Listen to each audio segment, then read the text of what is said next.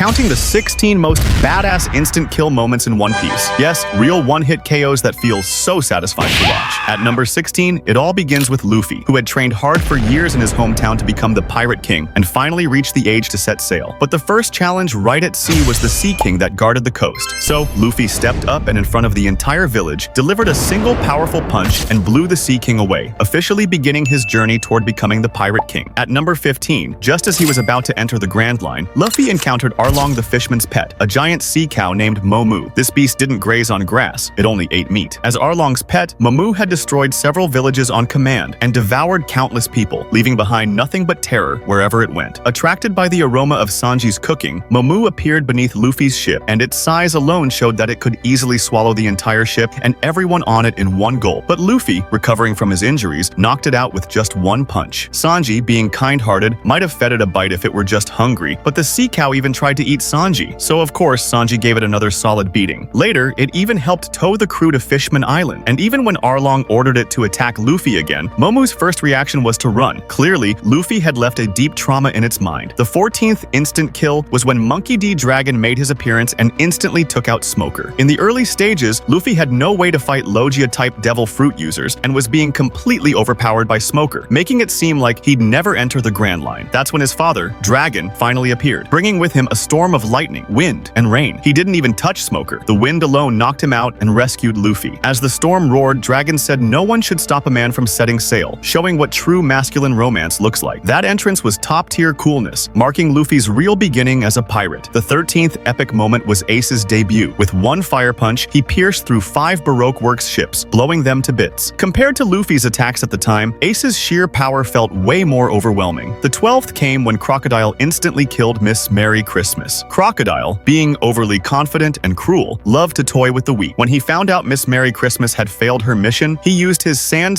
fruit power to suck the water from her body within seconds, turning her into a mummy and tossing her to his banana gators for food. This was a brutally savage moment. Back then, I thought she had actually died, but turns out she was just totally dehydrated. The 11th moment was Aokiji's effortless domination of the entire Straw Hat crew. When Luffy tried to fight him, Aokiji didn't even need to move. He just stood there with arms wide open. Not only did he casually block all their strongest attacks, he froze Robin instantly with a single touch, turning her into a full ice statue. One more tap and she'd have shattered into Robin ice cubes. Luffy desperately tried to protect her and even challenged Aokiji to a one-on-one. He knew fighting Aokiji was like going into battle with a pencil against a tank, but he had no choice for the sake of his friends, and Aokiji, with his overwhelming strength, froze Luffy too. At this point, Luffy had no idea how to fight Aokiji. There was nothing he could do. Thankfully, Aokiji decided to spare them, repaying a past debt from Luffy's actions against Crocodile. Otherwise, Luffy's journey might have ended right there, frozen halfway to his dream. The 10th was when Rob Lucci easily defeated both Luffy and Zoro. As the strongest CP9 in history, Lucci showed terrifying power right from the start. He beat both of them in seconds. Zoro got flung into a wall and got stuck in the crack like a cartoon, and Luffy got kicked so hard he flew like an umbrella into a chimney. The two strongest Straw Hats looked like paper dolls in front of Lucci, an absolute instant kill. Looking back, maybe Aokiji already foresaw this kind of situation. Sure, he let Luffy live, but that didn't mean other monsters wouldn't bite later. The 9th moment was Luffy punching a celestial dragon. When the mermaid Kami was kidnapped by traffickers and taken to be auctioned at Sabaudi Archipelago, a celestial dragon bought her. Luffy, of course, wasn't having any of it. He punched the arrogant noble flat on his back with a single hit. Even Usopp sat on the celestial dragon's father, instantly crushing him too. These nobles had zero combat skills, but this punch didn't just hit them, it slapped the world government's face too. That's why Admiral Kizaru showed up immediately. His light speed kicks combined with armament hockey could wipe out anyone. He was stomping people like stepping on ants. Luffy's crew stood no chance at all. The 8th moment was when Whitebeard instantly overpowered both Akainu and Blackbeard. When Aokiji had frozen him solid during their clash, the Navy thought Whitebeard was done for, but the very next second, he shattered the ice using hockey like it was nothing. After all, Whitebeard was the strongest man of his time. His hockey and devil fruit were top tier. Even with injuries and old age, he was still incredibly dangerous. Aokiji wasn't qualified to even touch him. Akainu and Blackbeard were also easily knocked out. If it weren't for ambushes and story reasons, it would have been nearly impossible for Whitebeard to lose. This battle proved why he truly deserved the title of strongest Yonko. Coming in at number 7, Zoro's instant kill of the fake Luffy and Luffy's own one-hit defeat of the Pacifista. After 2 years of intense training, Zoro's sword slash instantly defeated the fake who still thought he could fight back, and with one swing, he cut down the imposter thinking thinking it was some illusion. Meanwhile, the real Luffy casually knocked out a pacifista that once required the full team to defeat. This was a powerful declaration that the Straw Hats had returned, and they were stronger than ever. 2 years ago, even with the full power of the Straw Hat crew, they could barely defeat the old model of the pacifista, and the cost was heavy injuries and total exhaustion. But now, with Luffy's observation haki and dodge speed greatly improved, he activates Gear 2nd and takes down the old model pacifista with just one single hit, showing that the entire Straw Hat crew has gotten much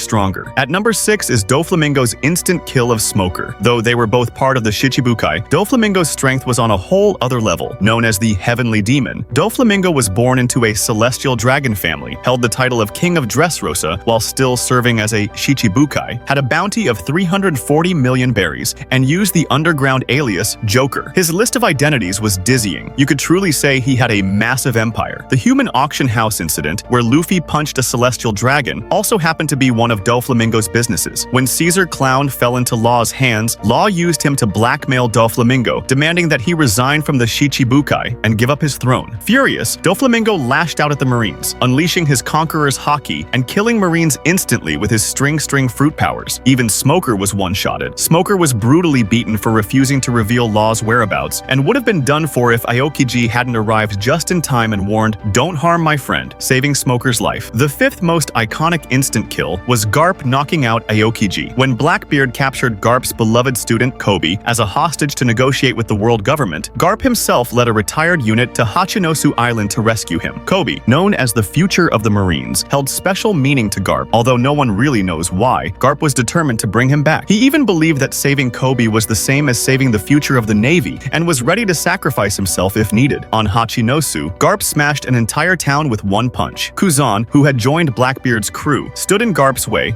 and actually attacked his old master. But a master is still a master. When they clashed, Garp shattered Kuzan's ice sphere attack with one iron fist, instantly capturing him. No question, Garp totally overpowered him. Kuzan looked like a student trying to duel a legendary teacher, completely outmatched. Of course, when you can't win face-to-face, there's always sneak attacks. Garp was ambushed by Shiryu and seriously injured, eventually captured by Blackbeard's crew. And Kuzan wasn't the only one Garp crushed with a single punch. At number 4 was Garp one-punching Marco. Before Garp stepped in, Marco was helping Whitebeard rescue Ace and buying time for Luffy, fighting against the 3 admirals without falling behind. Known as the Phoenix, Marco had insane regeneration and could ignore most attacks. He was ridiculously strong, with maxed-out defense and lightning-fast healing. He was a born expert at hit-and-run tactics. He even kicked Kuzan away when he blocked the path, and was about to fly toward the execution platform to save Ace. But Garp punched him so hard, he reverted from Phoenix form back to human, and had to wear bandages for weeks afterward. That punch was no joke. It caused serious damage. Another victim of Garp's fist was Qingjiao. At number 3, we saw the punch that literally changed someone's life. Qingjiao was the leader of the violent Qingjiao family. Once so powerful, he supposedly used his iron headbutt to smash through a frozen continent. He was a big deal in the last pirate era, with a bounty of 500 million, which, back in the non-inflated economy, made him a top pirate. Though he didn't have a devil fruit, Qingjiao had all 3 types of haki, and his prized weapon was his indestructible iron headbutt. His catchphrase was, "Watch me crush your bones to dust, even your marrow." But that proud skull of his was dented inward by one punch from Garp. From then on, he lost his title, Vertical Qingjiao, and never recovered his pride. You could say Garp shattered his entire life with one hit. There was nothing left to piece back together. Even years later, when Qingjiao met Garp's grandson Luffy, he still couldn't forget the trauma from that one punch. Mentioning it made him burst into tears, and Luffy had no idea how to handle it. Qingjiao thought he could make Luffy pay for years of humiliation, but once again, reality smacked him in the face.